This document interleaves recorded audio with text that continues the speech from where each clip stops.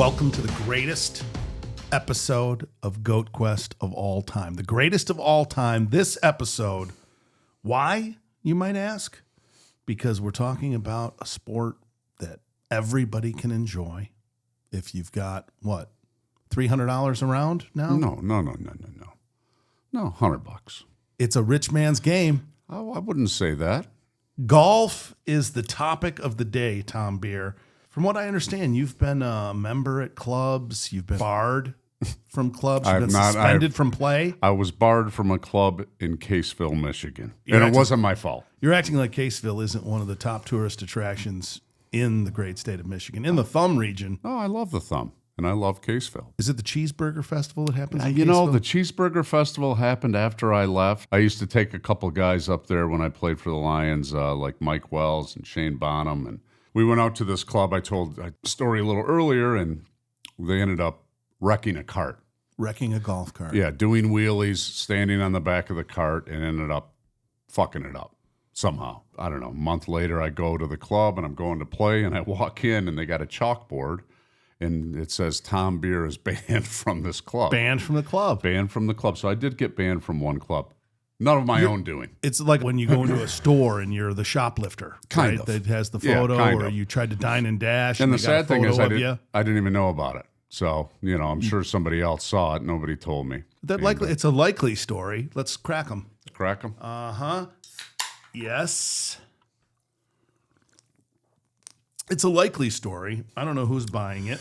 But golf is the best game. It's a game that you can be competitive in for the rest of your life. The older you get, the higher your handicap goes up, and you can compete with people that hit the ball 300 yards and make every putt. That's the thing. The handicap actually makes it accessible to people of all skill levels. Yes, but the problem is with the handicap is it's not policed. Explain it to the layman. Somebody's a 10 handicap. They take your last 20 rounds. It's your top 10 rounds out of your last 20. And a round is 18 holes. Yes. Okay. Yeah, most people know that. I'm just checking. But thank God, yeah, it's 18. It's not 9, it's 18. 20 rounds of 18. You can put in a 9-hole score, but it's not going to count as your top 10 or your last 20. Okay. The problem is that it's easy to game, meaning you can put in rounds that you didn't play, and no one can prove that you didn't play. I could be day drinking and leave on the 16th hole. I'm going to Birmingham Country Club, and I shot a 99, and I never played at Birmingham. I didn't play. It's very tough to police handicap. Is that an admission? Are you able to? Is the PGA going to file this recording against you? What a lot of people do and what a lot of clubs have done is they take your best handicap, your lowest handicap of the last year. I may be a 15 handicap, but in the spring when I played really well, I was a 9. They make me play as a 9, even though I'm currently a 15. They take your lowest handicap of the last year. That's what a lot of people do. Then it takes out the riffraff, right? And where do you submit these scores? Place online. It's called GIN, GHIN. And what does that stand for? It's golf, hibernating in plain Michigan sight. something. Yeah, it's a Michigan game. And you pay $40 a year, I think it is. Then you go in there and you put in your scores, and it calculates everything for you. Most people, your handicap's your handicap, but Athletes of all ilks play golf. everything. A lot of hockey players are golfers. We talked hockey last week. A lot of hockey players are really good. A lot of hoopers. Do you see Steph Curry in that Pro-Am? Yeah. He's a stick. But he grew up his whole life playing golf. His dad played in the a North NBA. Carolina They had guy, money. yeah. And it's expensive. Being at a country club or playing at a country club or growing up at a country club, it's expensive. So soccer is still the world's game, is what you're saying, because it's just a ball and some pylons, and you can play the game. Yeah. You can't do that with golf. No. I grew up on a golf course. You If did? you knew that. No. What golf course? The shittiest public course in the history of mankind. It was called Maury's Golf Course out in Union Lake.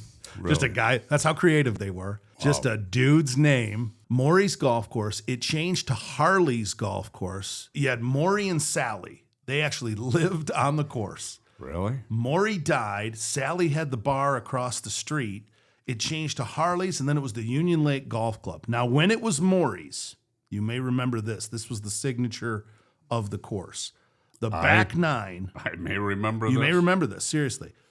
The back nine had the only par 6 in America. It's a goofy novelty. Yeah. Had 2 dog legs. Yeah. And it was a par 6. And if you hit it over the first dog leg, you could definitely be putting for eagle easily. Even Really? as a kid, you could have an eagle putt, right? Okay. Without, just hitting good shots. A lot of people came to play the par 6. That was the whole thing. But I grew up on the course. I was actually a very good golfer as a young player up until 7th grade. Oh, then it left you? It did. Well, I'll tell you why. Because you just hop the fence and play. Oh, so I played every day. Okay. I played all summer long, every day. Whenever I wasn't, on the sand lot playing baseball, we would hop the fence and play golf. So I was probably like a low 40s player as a up in like 12-year-old, 13-year-old. Never broke 40, never got a score in the 30s for 9. We only played 9, right? Because if you were cheating and you jumped over to the back 9, they'd see you. You'd have to go by the clubhouse. Yeah. The cheating of it, we played I probably played 42, 43. And when I was in 7th grade, my father, as you know, got a long vacation at the courtesy of the federal government, and we didn't have any money. So I didn't get a chance to play anywhere on the weekends from that point forward, and I got into an accident skiing that winter, the 7th grade winter. So between not being able to play the second half of the basketball season from a skiing accident and then having no money for the golf, it was like, okay, all these luxury sports, when you have no money and your father's in prison, it's over, right? Those luxury sports are over. You're poor. Yeah. There's no disposable You got income. poor quick. That was the end of golf for me, but still living on that golf course, people just assumed, but when you stop playing, you can get rusty real quick in this game. At least for me, it's not something you just pick back up. You have to play consistently. Yeah, you do. And then you get over-golfed also. There's a point, feel like you got a 2x4 in your hand and you can't do anything. That happens to everybody, but the really good golfers, most of the guys that have a good swing, you almost have to play when you were young. I mean, there's something about getting your muscles or your hand-eye coordination or your rhythm at a young age that really helps. And then there's some people that play their whole life that suck. That's kind of me.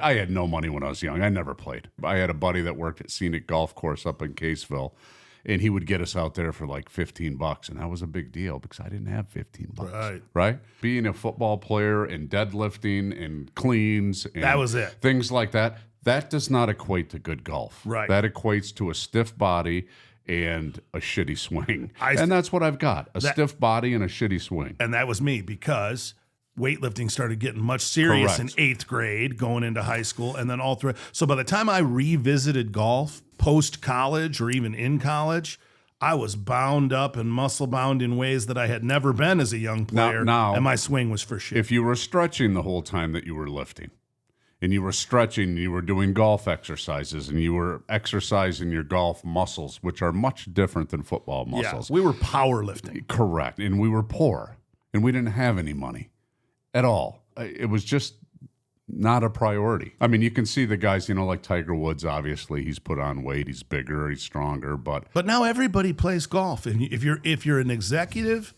and you're in the business world. Oh, if I was a kid, I'd play golf because it affects your whole life. CEOs of companies want to play with you. They want you in their scramble. When you're at a golf club, everybody wants to play with a good golfer. Everybody respects a good golfer. Yeah, so it is a credibility tag for sure. It is. I mean, if you can hit the ball 300 yards, people want to play with you. But it's not just executives anymore. Like when I'll go out and talk to working class folks, union folks, my hillbilly farmland buddies, they're all playing golf now. Well, in your sub. Oh, yeah, Jimmy, that guy lives down the road. He hits it 300 yards. Yeah. That's what they say. I am always surprised. Yeah. There's a lot of working class folks that are working an hourly job that are straight sticks out there that'll go out there and play golf in 3 leagues. They're playing 3-4 nights a week.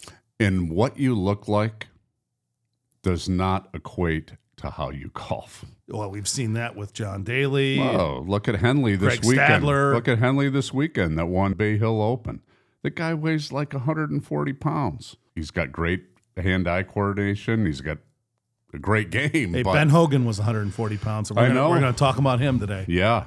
140. I know. Corey Pavin, I think I told you Corey Pavin was 135 maybe? Yeah, he came out to a club, actually Western. He gave a speech, and afterwards he went out and he was just hitting a wedge, right? He's hitting it like 160 yards, and it never went left. It was just straight. He hit like 20 of them perfectly, and he's not even good anymore. Yeah, he's not one of the best. No. So. All right, so we got a lot to talk about amongst golf. We got current golf. Mm-hmm.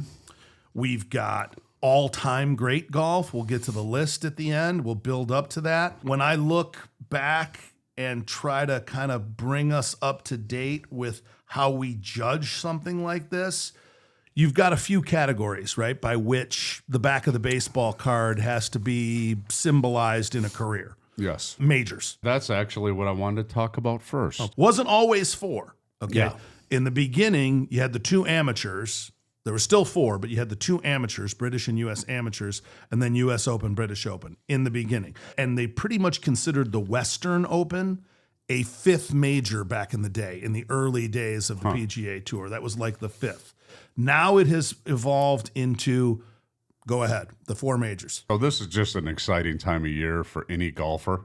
We love the Masters. Masters is That's number 1. That's coming up April 10th through the 13th. I've never been. I've got to go.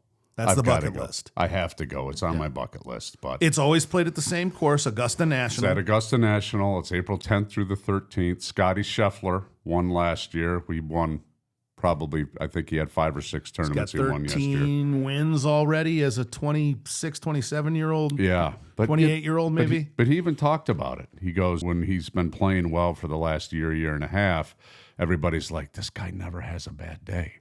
Well, he's starting to have bad days. He's not winning like he was, and that's golf. He's still number 1. He's still number 1. I mean, that's golf, though. You just start missing putts, and you just get in your own head a little bit, right? And he's been able to not do that. Major championships, tour wins, right? PGA Tour wins, and it's not just the PGA Tour. The European Tour is very competitive. Yeah. The Tour in Japan is competitive. Yeah. So there's several tours. So tour wins. You've got top 10 finishes. Yeah. Right? In both tour and in majors. And the surprising thing, when I actually did some stats, it's the second place finishes. Like Jack Nicklaus had 18 majors. I didn't even know this. He was runner-up 19 times. 19. So think about that. 37 times in majors. 37 majors. Yeah. He walked down the last couple of fairways with a chance to win, thinking he was going to win. Yeah, since he won 18 times. Yeah, it starts with the Masters for us golfers that all my buddies that that watch golf and love it. And then June 12th through the 15th, we've got the U.S. Open, and that's at Oakmont this year. But that one moves. That one moves. Okay, that one goes to the best courses in the country. The only one that doesn't move is the Masters. All the other ones move. We got the U.S. Open. The British Open is at Royal Point Rush, July 17th through the 20th. It was won last year by Xander Schauffele. I like the British Open when we go back in time because the early guys who won it, you got to think, like this is like the time of the Titanic, right? Like it's hard just to get over there. Yeah. Back then. And then you got to go over there 6 hours ahead and play golf. So 12 of my buddies went last year and they stayed right on the 18th, but they stayed in the hotel that was on 18 of St. Andrews. Okay. And they said it was amazing. They had St. Andrews in Scotland. St. Andrews in Scotland. They went to Scotland and they sat out on the deck and drank and got ripped and watched people play in. But anyway, so that's in July. And then we've got the Ryder Cup. It goes to Bethpage. But that's not a major. It's not a major. No, that's the international. That's the Europeans versus the United States, and that's at Bethpage on Long Island in New York, and that's awesome. I mean, the Ryder Cup. It's like the Olympics of golf. It's like the Olympics of golf, and the last one. When's the PGA? The end of August. The PGA also moves. Yeah, it's the end of August. The PGA moves. So that's the 4th of the 4 majors. So you got to win major championships to be considered one of the greatest of all time. Yeah, that's number one. Some of these escape guys. There are a handful of guys who have won all 4. Winning all 4, Gene Sarazen was the first. Then Ben Hogan, Gary Player, Jack Nicklaus, and Tiger Woods. Those are your career Grand Slammers. And I think that's with the current tournaments. In the old tournaments, Bobby Jones did it all in 1 year. And I think Hogan was the first to do it all in a year or all in a row since the new format, since these 4 tournaments, since the amateur tournaments got thrown out. Again, when you go back in time, the amateurs, some of them were all amateurs. And sometimes, you go back to the 19-teens and the 1920s, the professional golfers were considered riffraff. Yeah. It's like football players and basketball players back in the 50s, 60s, 70s. A lot of those guys, the good ones, a lot of them quit. And went and did a real job. And got a real job. Yeah, who was it? I can't remember the name. It's just amazing to me. But I think it was Bobby Jones. When he was done, he retired, and he was like a banker. He was a lawyer. Or a lawyer. A Harvard lawyer. A Harvard, yeah. Bobby Jones went to Georgia Tech and Harvard, practiced law afterwards, after his career was over. So he goes 8 years basically winning every third tournament. Every third tournament he won basically by percentage of ones he entered. Okay. Right? For 8 years in a row, from when he graduated from college till he was 30 years old. Probably the greatest run in the history of sports for any athlete. Yeah, but it's hard. It's hard to go back in time and compare. But he had competition. Walter Hagen but was definitely one of the greatest of all time. Yeah. Right? Sam Snead comes into the mix at the end. There's guys who were serious players. It's just hard when the golf clubs have changed so much. The ball has changed so much. It's for his time frame, okay. But could he play with Rory McIlroy? Hell no. No way. If you gave him the same training, the same diet, the same genetics, well, if ifs and buts were cherries and nuts, right, everybody you can't judge eras. Exactly. If ifs and buts, so why hasn't Rory won every third tournament? If ifs and buts were cherries and nuts, because the competition's much better. Who? Says me. Okay, you're making a judgment, an opinion, and if you look at Bobby Jones, just to run this out for you, not just that 8-year run that was ridiculous. But Bobby Jones, when he retired from golf at the ripe old age of 30, he could have played another 2 decades at least. When he retired at 30, he went and said, you know what? I'd really like to design a golf course. So I'm going to design this little course in Augusta, Georgia, with a buddy of mine named Cliff, who's an investment banker in New York. We're going to build a course and we're going to create a tournament. So he created the Masters. So Bobby Jones didn't just run the table as the greatest golfer in the world. Then he created the Masters and really just practiced law and did the Masters for the rest of his life. Yeah. It's an amazing piece of history just thinking about those guys. But let's run this historical. So 1895 is the first U.S. Open, Newport, Rhode Island. Real posh. There, they got the Tennis Hall of Fame there. It's a real posh little town there. Is it? Yeah. Candy ass, but never very been. Nice. Never very been nice. and probably will never be. 10 professional golfers and 1 amateur played that day. Okay, then it shifted to amateurs. So you're telling me it's not competition? What do you had 11 people in the frickin' tournament? This was 1895. They had 11. Well, Bobby Jones wasn't playing for 25 years later. That's my point. 25 years later, Bobby Jones. 11 people. In 1911, John McDermott wins the first U.S. Open for an American. Okay, an American wins. The British were dominant at this time, even in our tournaments, coming over to play for money. The big one was Harry Vardon, who I think won like 6 British Opens. You see him on all these. Yeah. He came over in 1913 and won and did a tour with another guy, last name I think was Ray. Those 2 guys, just being on tour in the United States, drew huge crowds. And they got beat at Brookline, Massachusetts in 1913 by a guy named Ouimet, a French guy like Francois Ouimet. Yeah, he's in one of those movies. Yeah. Ouimet's in one. I don't know. God, there's 3 or 4 of them that are really good. At Brookline, Massachusetts, 1913. This is the first time, because I guess it was an epic final round between the 3 of these guys. Yeah. He wins, and it's front page news. So for the first time, golf has got a pedestal for front page news. And at this tournament, a young Walter Hagen is playing. He had turned pro, and he finishes 4th behind those 3 guys, right? Okay. And he felt like he was mistreated. They treated him because he was a caddy, came up as a caddy. These pros brushed him aside, and he vowed at the end of that 1913 tournament, I'm coming back next year, and I'm going to win the whole damn thing. In Chicago the next year, he did exactly that. He won and went on to run the table for many, many years, win many, many tournaments. But Hagen is, to me, one of the most interesting stories in golf. Wow. He ends up settling in Detroit. He comes here, becomes the club pro after winning a couple At more. Detroit Country Club is over in Grosse Pointe. Well, he was at Detroit Country Club, but he started at Oakland Hills. Oh, okay. He was the first pro. Was he really? And they laughed because every time he would take somebody out for a lesson, he would inevitably want to show them a particular couple of shots that he was working on. Yeah. And he would hit 90% of the balls. They would watch. He'd let them hit a couple shots at the end. And that was why he only lasted a year as a club pro. Oh, wow. Because he was really working on his own game as a pro there. And he's making no money. Hagen had a phenomenal career, battled Bobby Jones throughout his career, went on to win many, many majors, 50-something tournaments, but he played a lot of exhibitions. So like Bagger Vance, right? They show him in the movie Bagger Vance. Correct. He'd play these money exhibitions.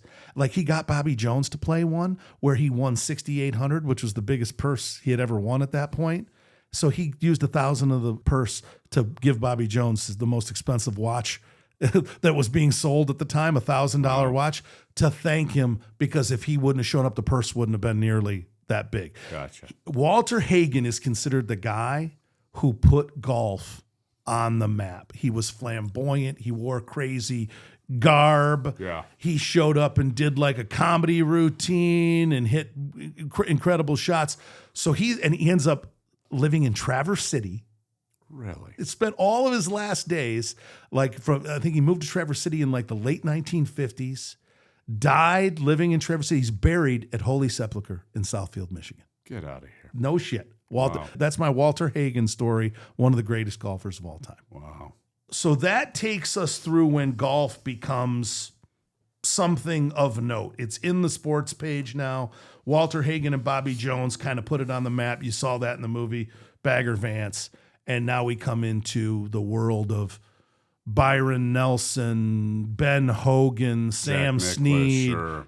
Arnold Palmer. Arnold Palmer. Right? From that point forward, golf takes on a different recognition. The PGA Tour becomes an established touring event in the 1960s, and we kind of get what we've got today. Yeah.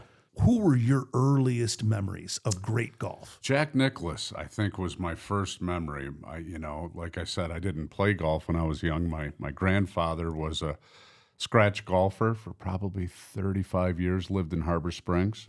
He was athletic director there for 20, 25 years, and he was a golf pro in the summer. When I was young, they used to pick up balls with a unit that had a long shoot, and it had keep doing that over and over again on camera. That's and then it had show the shoot. No, and then the balls would come up to the top, and you'd go You look around. like you're well practiced at that. Oh yeah, that's what do you mean? Is that how you got? It's my whole life, my whole life playing with myself, picking up balls, and he would give me like $2.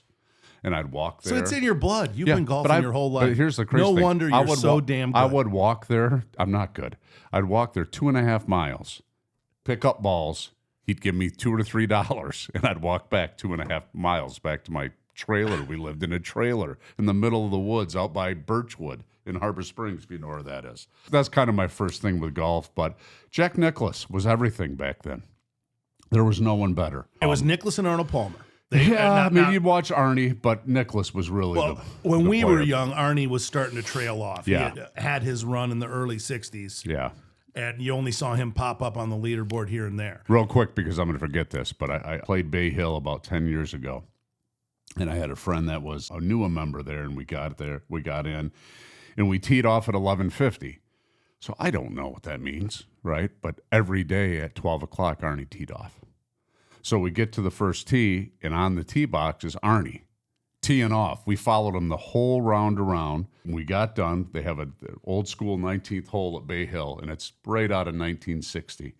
And all the chairs are old, the tables, and they keep it that way, right? All the lockers are old. They don't change anything. We went in there, and Arnie came in for a little bit, and he said hi to us. And when I was putting my golf clubs in my truck, my car, I look, and Arnie's coming around the corner in a golf cart, right? And he sees me, and he goes, he had a Gave hat you on. the hat He had salute. just like this, kept going. It was cool. I was the only one in the parking lot. It's me and Arnie. That's awesome. That was probably, 6-7 years before he passed. It's a great segue because we go from Walter Hagen, who was Arnold Palmer's hero. Yeah. Arnold Palmer was a pallbearer in Southfield, Michigan at Hagen's funeral. God, where do you get this shit? This is true. Arnold Palmer was at the testimonial dinner that honored him when he went into the Golf Hall of Fame in Traverse City. They had a dinner for him. Palmer was up there. Wow. So Arnold Palmer was a huge Walter Hagen fan, and he really did adopt. He became the personality of the PGA Tour. The face of the PGA Tour was Arnold Palmer when it launched in the 60s, when it became a real touring event. He also kind of gave birth to celebrity athletes with agents. If you've ever seen any of the stuff, any of the documentaries about, early sports agency and representatives, his representative and their relationship was like all of the commercials. Yeah. Athletes doing that kind of thing, sponsoring things. Before that, you had Bobby Jones did Spalding, Walter Hagen did Wilson, and Arnie then started doing everything. He started doing sponsorships of all kinds of things. So then he goes to battle with Nicklaus, and Nicklaus's career kind of supersedes Palmer's fairly quickly. It does, yeah. But Nicklaus had a lot of guys who he went head-to-head with. Yeah. He went head-to-head with Tom Watson. Yeah. In big tournaments. Watson's family, another northern Michigan, they lived right down the road from me when I was in Boyne City. His mom and dad lived on Shadow Trails Drive. They lived right on Walloon Lake, right down the street from where we lived, where I grew up. Get out of here. And and then you had Lee Trevino, who beat Nicklaus 4 times in majors, where Nicklaus was second to Trevino 4 different times. So you got a lot of great golfers coming up at that time that had big personalities and kind of put golf on the map. My first memory of those guys was my dad and me going to the Buick Open in Grand Blanc and following those guys around the course. And Trevino was obviously very, very funny guy. Fuzzy Zeller was a character. Yeah. Curtis Strange threw me a ball when I was like a 7 or 8 year old kid. But those are the big memories for me. And golf at that point became a game of great personalities. Yeah. Right. Some of them went a little bit over the line. Fuzzy Zeller at the Masters with the Tiger Woods comments. But we really don't have that now. The personality side of it. The person, it's not the same. Tiger, yes, the personality's there, and you've seen it, you know his whole history. A different style of personality for him, though. But like Scheffler has no personality. He's just like this every day. A lot of the guys are like that. I'm sure that they get after it when they get off the course, and you can see all the videos of them partying down in Bahamas and blah blah blah. But it's not. It's different. Who are the big personalities on the tour today?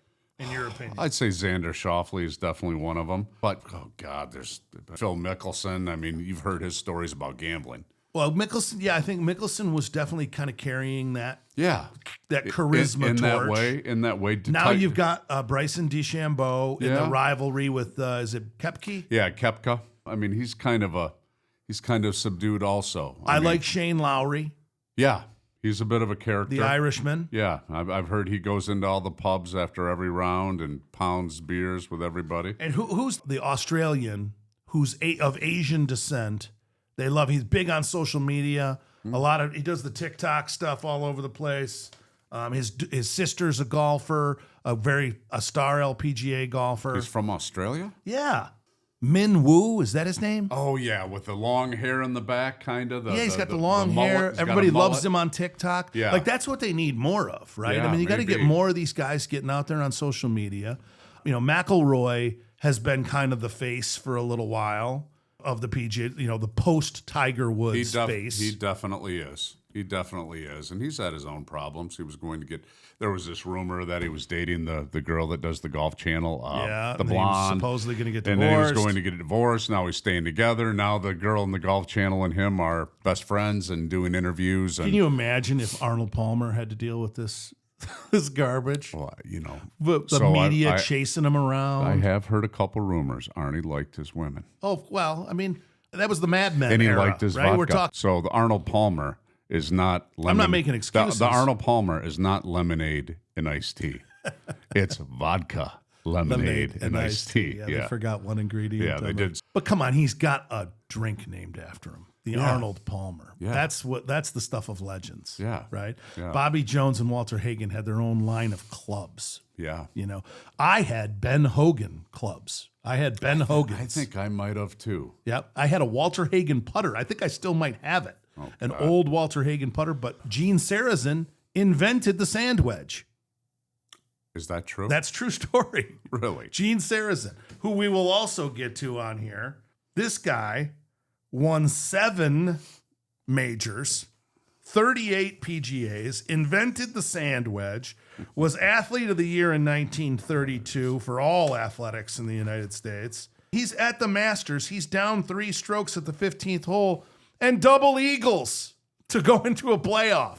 The stuff of legends cannot go unhighlighted here because it's the celebrity status that drives the money. Sarazen famously said, every single professional golfer, when they're stretching before their round, If they stretch. should say a silent thank you to Walter Hagen before they stretch any checks that they deposit in their bank account. Really? Because he made golf something that people would write You about. could say that about any sport, but that's nice. But you could say that about any sport. I mean, nobody knew at Arnold the time. Palmer carried that forward. Yeah. Jack Nicklaus carried that forward. But you're right. Some of these guys hadn't. Well, look at Tiger. Guys didn't make huge money before Tiger came along. Tiger changed everything, probably more than any other golfer, I think. I think it's Hagen, it's Palmer, it's Nicklaus. Tiger Woods takes it to the next level. Yeah. For sure. Yeah. But there are guys in between them that were very, very good golfers. But like you mentioned about Scotty Scheffler, they didn't really have the personalities. Yeah. So they don't get mentioned at that legendary status. Yeah. The Tom Watson, right? Tom Watson never had any kind of flamboyant personality. But when you look at him winning majors at a level that's pretty insane, didn't he win 5 British Opens? I don't even have Tom Watson in my top 10. He won 8 majors, and you don't have him in your top 10. No. He won 8 majors. No, I'm telling you, I don't. When we go through this, we'll start breaking this down for the GOAT list of, let's say, top 10 here. Who do you bring in that's just outside the top 10? Who's your honorable mention group? Nick Faldo, I think for sure. He had 6 majors, 3 Masters, 3 British Opens. It's kind of a character. Had some character to him. 39 wins Yeah. between the European Tour and the U.S. Tour, the Yeah. PGA Tour. Yeah. Big boy from England. A lot of these guys are 6'3". No. When I went through, Nick Faldo, 6'3". Scotty Scheffler, 6'3". Okay. Ernie Els, 6'3". A lot of these guys are 6'3". You just picked the only 6'3" golfers there are. Most of the guys are. All these guys are in the same group, though. Yeah, wasn't Sam Snead like 5'8"? Byron Nelson, 6'3". Was he? No, I think he's 6'1". Oh, okay. Ernie Els, 4 majors. Is he in your honorable mention? No, I don't have Ernie Els on here either. 79 tournament wins. 79 wins, 4 majors. I did see him play when they had the Ryder Cup at, God, what year was that? 2008? 6? When they had the Ryder Cup at Oakland Hills? It was the worst thing to ever go to in your life. There was 15 people thick at every hole. You couldn't see anything. It was horrible. But it was really cool seeing Tiger play. I know a guy who rented his house to Michael Jordan, and Jordan not only paid a ridiculous amount of money because the house was on the course, but they had to have all the carpet refinished, and Jordan paid for it, but like plus. Really, just tore it up. They tore the place just up. that partied for a Yeah, week. they partied like crazy. Oh, wow. And paid for all new carpeting throughout the place. Yeah, scratch a check without even thinking twice. Yeah. Greg Norman, another great personality. I don't had have his him. own fashion line. Greg Norman, the Shark. Yeah, I've heard some bad stuff about him. I just heard he's an asshole. Really? Yeah. Well, Tiger won't even talk to him. A lot of choking. He choked a lot. He only had 2 majors. Yeah. But here's a remarkable one. He did win, I think, 20 times on the PGA Tour, 2 majors, 331 weeks at number 1. Wow. Greg Norman ran off 5 or 6 years there of being the number 1 golfer in the world Yeah. in a row. No, he was good. I mean, I watched him in the 80s. He just kind of came in second a lot, it seemed. There was a lot of second. You know? A lot of him in the final pairing and not getting it done. Who else? I had Lee Trevino. Yeah. 6 majors, 29 tour wins. And he was a character. He had Billy a lot of Casper. personality. Billy Casper. 3 majors, 51 tournament wins. Wow. 51. And Billy Casper was going against Nicholas and Arnold. And Gary Player. We'll get to Gary Player. Yeah. I had Sevi on here, and he was a character. You know, Sevi Ballesteros was poor. He was a caddy in Spain, created his own golf club to hit rocks on the beach. Oh, shit. Sevi Ballesteros' first golf was hitting rocks on the beach with a golf club that he made. Wow. That is a rags to riches story. Yeah. I mean, I'm sure not everybody was rich back then, but it just was too expensive. You know, if you didn't have the money, it was too expensive. In my top 10. Yeah, okay. Yeah. We'll start to break into it. I mean, let's look at the top 10. I had Gary Player. He's an international ambassador for golf. I had Gary Player tied for 6th on my list. Oh, you did? So I have 11 in my top 10 because I've got a tie at number 6. But he had with Ben Hogan. He had 150 worldwide wins. Now, we don't really track that number anymore. Nobody played more than him. Yeah. That was what he was famous for, is practicing more than anybody else and staying in shape. Playing more than anybody else. He is one of the 5, Jack Nicklaus, Gene Sarazen, Ben Hogan, Tiger Woods, and Gary Player, to have had a career Grand Slam. Won them all. Phil Mickelson, he won 6 majors, 45 PGA victories. I love watching Phil personally, just the shots that he would hit and call. He liked to call his shots before he hit them, and he was amazing at doing that. Phil Mickelson. Yeah. Ahead of Gary Player. Yeah. See, Arnold Palmer just rolled over in his grave. I know, but I just do. And probably shit himself. You know, I mean, if I was a little older and watched a little more, then maybe I would, but I have Phil Mickelson ahead of him. Then I have Bobby Jones, 13 majors he won, and he did win all 4 majors in 1 year. Yes. So he did the whatever they call it. So I'm going to catch up to you now. I had Gene Sarazen, who I've already mentioned at length, at number 10. I had Arnold Palmer at number 9. I know a lot of people have him much higher than that because of the celebrity status, but I'm trying to break it down more statistically, not just the showman. That's why I had Lee Trevino a little bit outside of the top 10. Tom Watson, again, statistically, Watson's run is insane. Byron Nelson, I have him a little higher than some people because of the amazing achievement that I don't think you'll ever see again in the history of golf or maybe any other sport. He won 11 tournaments in a row. 11 in a row. He won 18 in a season. That season of the 11 in a row, he won 18. Byron Nelson also, you have to kind of look at his total career a little bit differently because his career started with the Great Depression. The heyday of his career went right through the World War II era where they were basically going around doing exhibitions. Sure. So he lost a lot of his prime, kind of like Ted Williams in baseball, where he went and flew jets. You know, these guys were rolling around doing exhibitions trying to raise money for the war bonds. I think that golf is so good now, and there's so many young players that hit it so far. Not that length is everything, but you just can't be that hot with your putter for that many rounds of golf. You know, one tournament's 4 rounds of golf. It's more than 4 rounds of golf. You get there and you practice for a couple days. That's a lot of golf to play that good. And it's just too much. I don't think you can do it. Well, you win 3 tournaments in a row like Scheffler had last year. That's rare. And again, you know, Nelson being a Texas boy and coming up at that era, he's also widely considered the godfather of the modern golf swing. They didn't use this kind of full body, get the legs into it and everything until Byron Nelson. Yeah. Most guys, you know, were more tightly compact in their swing, trying to control their swing for a long period of time until Byron Nelson came along. Okay. So, who's your next? So now we're getting into top 5. I already told you Ben Hogan and Gary Player are my tied for 6th. I've got Sam Snead at number 5, 82 PGA Tour wins. Tied with Tiger, actually, and he has 7 majors. Sam Snead. And then I've got at number 4, did you already say Bobby Jones? Well, Bobby Jones I've got further on. Okay, he had 13 majors. He won 42% so when he was an amateur, when he played amateur golf, I don't know how many games exactly, he won 42% of every golf That's tournament. What I mean. Yeah. Even his majors. In his majors, Bobby Jones went like 13, for 31. He entered 31 major championships and won 13 of them. Yeah. Basically, every third one a little better. My only argument would be the competition is not what it is now.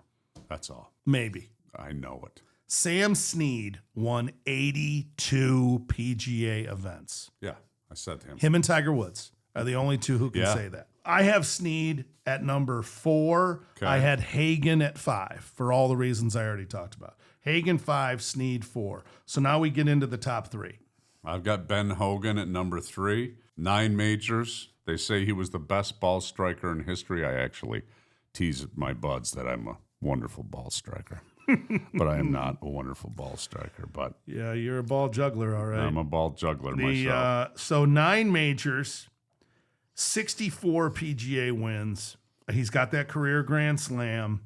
He also got into a terrible car wreck in the middle of his career. Did he and break his back or something? He did something and like won only 6 of the majors after that terrible car wreck. So Yeah. he won 3 majors, then won 6 after the car wreck. He's another one of these guys like Gary Player who like won tournaments over 4 or 5 decades of play. You know, Nicklaus won the Masters at 46 years old. Nick Mickelson won a major at 50.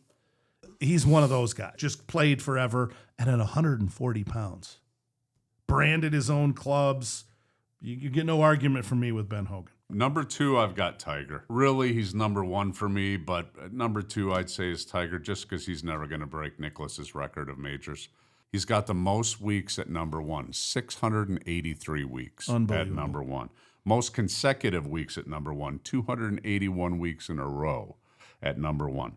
And for me, with Tiger, it's mostly his attitude and his swagger and the way that he does things and the way that he celebrates when he makes a putt or More aggressive than most guys. More aggressive, he's got personality, right? He and John Daly of the 90s into 2000s, definitely polar opposites, but brought personality, So the aggression Another story. and the fun loving. Go to Tampa, 12 guys, probably, God, 8 years ago. We pull into Old Memorial. And Old Memorial is probably the most old school club in Tampa. And we pull up to the gate.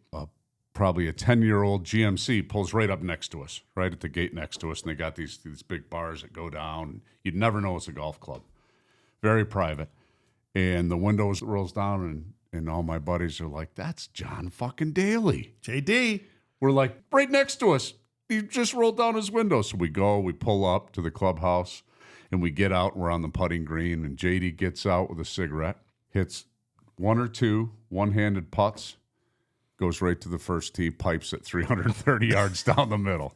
We get done, and he's drinking vodka. Smoke wagon. He's got his styrofoam cup.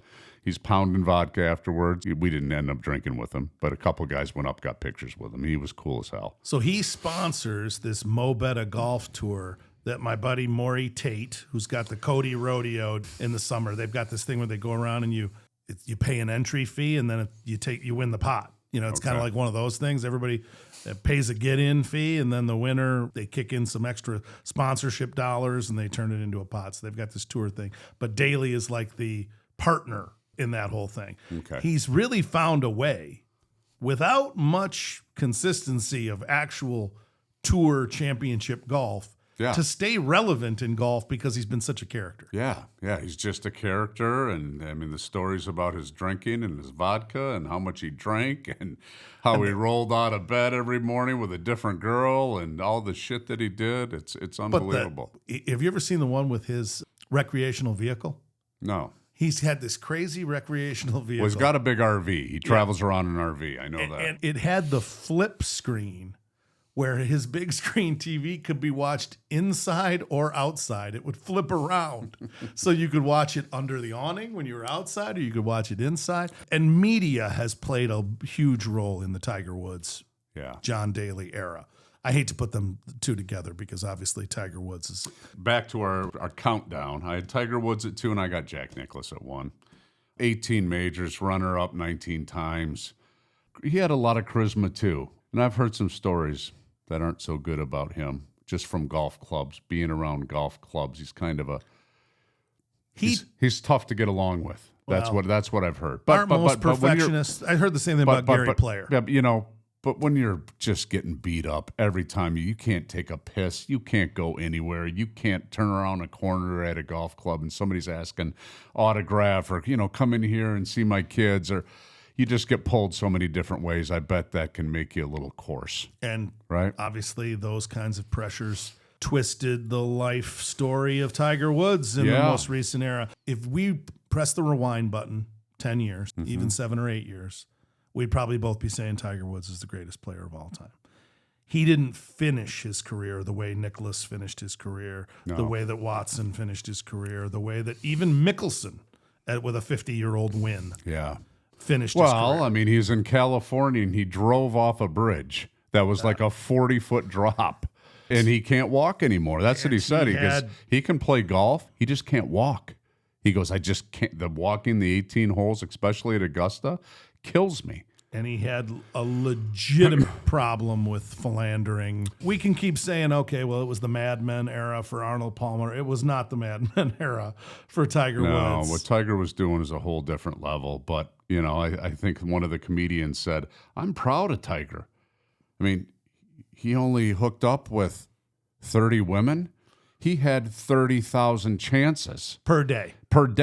And he hooked up with 30 women. He goes, I call those good numbers. If you took it by percentage, you do. There's no excuse for some of the behaviors, but you certainly understand the challenges that somebody like that faces on the daily. Yeah, truthfully, none of us really understand. Can you imagine just walking out of every hotel, out of every bar, out of every... Actually, I have another story about Tigers. I was at the Blue Martini probably 14 years ago in Orlando. And we sat in the VIP lounge, and the guy comes up to me, and we had a beautiful waitress that walked up to us. He goes, that's Tiger's girlfriend. I said, what? This is before anything came out. When it was just married to the Swedish girl. And all my buddies were with me, and he goes, yeah, that's Tiger's girlfriend. He's married. He lives right over here, right? Yeah. He's married. He goes, that's Tiger's girlfriend. Like a week later, 20 of it broke, and that's when he was banging the waitress from the whatever all that stuff came out. But again, we've talked about this in the GOAT lists many times. We try to separate the character of the human being from the athletic accomplishments of the human being. Sometimes, though, the character issues get in the way of the performance. Yeah. And that has certainly been the case with Tiger Woods. Yep. And I'm sure Nicklaus, and I'm sure Hogan, and I'm sure Gary Player, they're not perfect either. Well, you never know. You never know, but most of the time. I think I read Byron Nelson was married to the same beautiful girl for 50 years. So what? What does that mean? What does that mean? A lot of us are married. Some people live their lives with one person, and that's enough for them. I'm with you. Look at you. Look at you. Exactly. You're perfect. Exactly. I'm not perfect. My wife is perfect, which makes me half perfect in my relationship. Yeah, because you ain't perfect. I'm flawed. Anybody today, we mentioned Scotty Scheffler, Yeah. doesn't have a big personality, starting to show a few flaws, but you can't argue with the consistency of the number one player over the broad spectrum of the last 2 or 3 years. I think Rory's got the talent to win almost every tournament he gets into. He's that good, and he's that long, and he's that good of a putter. He just can't put it together. You watch every tournament he's in the top 10, almost consistently. But he doesn't make shots when it's a money shot. And it's a weird thing because he's probably, I think he's better than Scheffler, but obviously not in the stats. Auberg, he had a great year last year. See, that's the funny thing about I'm watching Full Swing, and this kid looks like he's got ice water in his veins. And he's a stud. It seems like he's got his shit together. I watched it too. 6'3". Yeah. So what? It doesn't mean shit in golf. I mean, Henley just won. He's Swede. Henley's 5'5", 140. Viking Swede. No, God, coming stop in that shit. He's genetically enhanced. He's got big hands. Oh, big deal. Like that fucking matters. Doesn't matter in football. Who else? Who else? Is Rose going to get one before he hangs it up? No, he's a little long. He flirted it for the British. He had the chance last year. He came in second. Adam Scott, is he going to get one before he goes back to Australia? No, dude. Listen, one thing being around guys at a country club for 20 years age is not. The Western Country Club? Oh, yes. Is it in Redford, Michigan? It is. Age is not. God bless Western. People don't age well. A few people get better. I got a couple buddies that have actually gotten better when they, between 50 and 60. But in general, you're not getting better after 50 I see a lot old. of these guys have popped up with big performances. Not just Rose. A lot of these guys have popped up with good performances later. Obviously, we had the Mickelson example. I know that's going back a stretch, but Rory's no spring chicken. What's Rory? He's not. Is he 40? No, I don't think he is. I think he's late 30s. Lowry is the same age as But we were talking about the football. Irishman? We were talking about football before we got on the podcast, and the age of a couple guys the Lions are going to sign. The defensive end from Cincinnati, Hendrickson, and he's 30, right? Yeah. There's something happens to you when you get to that 30, 31, 32. And I know football is much different than golf, but age is not kind to golf. Very few people get better as they get older. It's a sport. So it's just like any other sport. We haven't even mentioned. You don't see Bjorn Borg playing tennis. We haven't even You don't mentioned. see Jimmy Connors playing tennis. We haven't even mentioned John Rahm, DeChambeau, Koepka.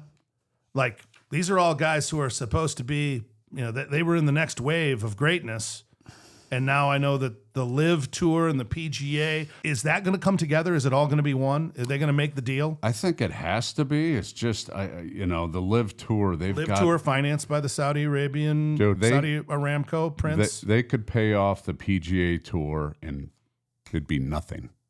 It'd be like pocket change to me and you. It's nothing to them. That's the largest corporation in the world, the Saudi Aramco company. They could, in 2 seconds, they could, it's nothing. I don't know. I mean, you got the PGA Tour and then you've got the Saudis that have all the money, and then you have the whole argument, is money everything? Is money everything? Is it going to make the grass greener at Masters? No. So is money everything? Do you really need the LIV Tour? You probably do, but I don't know how that all comes together. Who else do you like?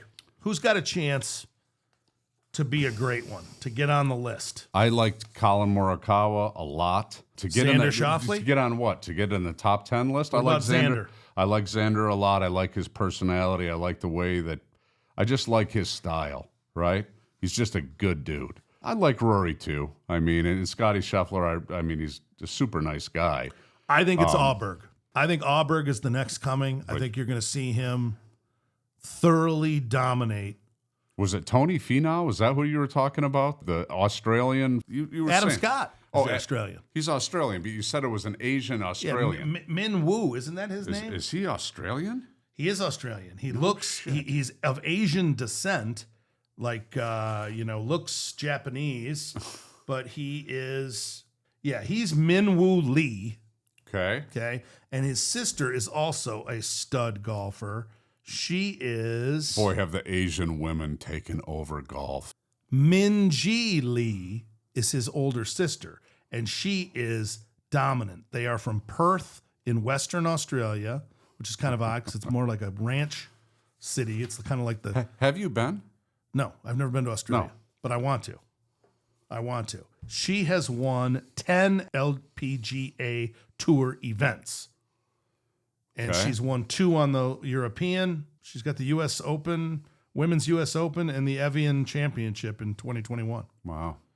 They've taken over the PGA Tour, the LPGA Tour. That's a good example. I used to go to Florida, and then we had this place down at Reunion, and they had an LPGA event there.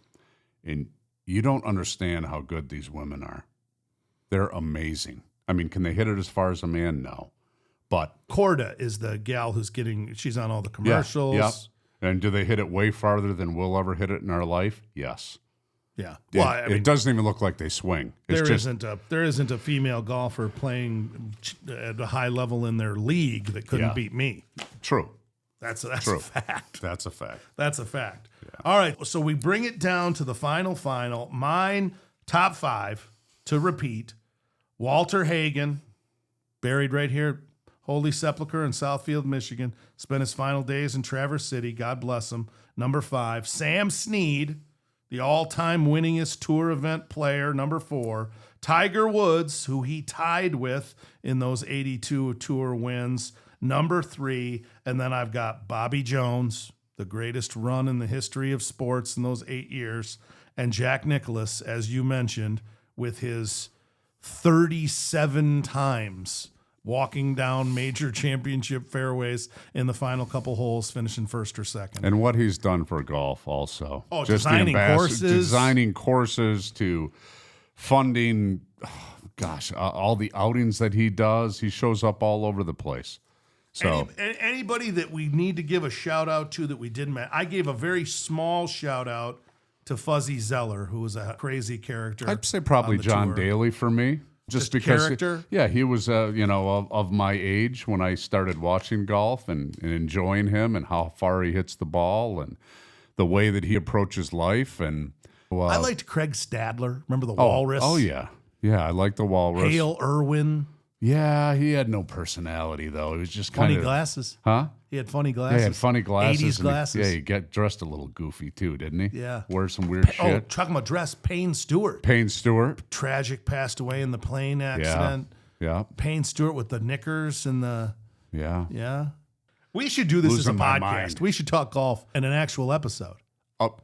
The greatest episode of all time. How we're about not that? on? The greatest We're not on right episode. now? No, this whole time. This has been a warm-up for Johnny. Johnny, the producer extraordinaire. Johnny behind the glass. Johnny big time. Johnny dangerously.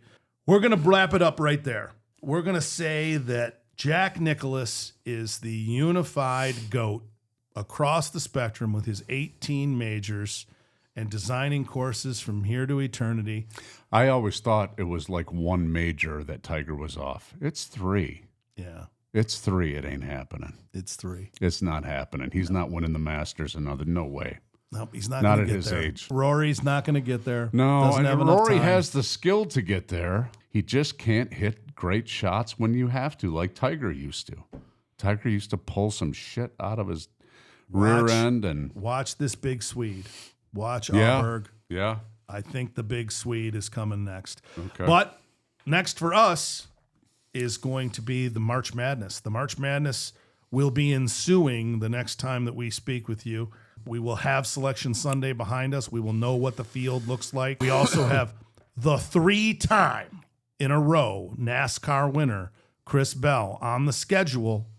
The race is in June. Eric Burton says he's bringing Chris Bell on to GOATQuest. He did. We may have a very real GOAT conversation with a guy who's doing GOAT-level performance on the track. How many times are we going to let Burton convince us that he's going to do something? Does he want to? And he does nothing. You think he's going to want to like? He does nothing. Is he going to be the 4th Mike? Do we let him? Oh, I think so. Really? For comedy. Oh, my God. At least his kids can watch it and say, Yeah. oh, my God. That he did something. Yeah, but then we got to like act like he's our friend and be nice to him and shit. Now you're going a little far. Yeah, I know. I mean, we got Chris You're pushing Bell the here. The envelope. guy's won 3 events in a row. And Eric's bringing him, and we got to be nice. And he was on the TV show. They had to bring him. Chris Bell's a story. He's a story. He underrated. You know, they didn't even include him in the show. They had to bring him on that Netflix show because he was so dominant that they couldn't refuse him a spot on the show. Now 3 races in a row. Yeah. And he actually lets his brother-in-law stand up there in the celebrations with him. I saw a photo. Yeah, we saw a photo. Which, God bless him, that he can tolerate Burton. Tainted photo with Burton in there. All right, ladies and gentlemen, that's what we've got in the future for you. Stay tuned for Selection Sunday that's coming up. Be the GOAT at whatever it is that you are doing today.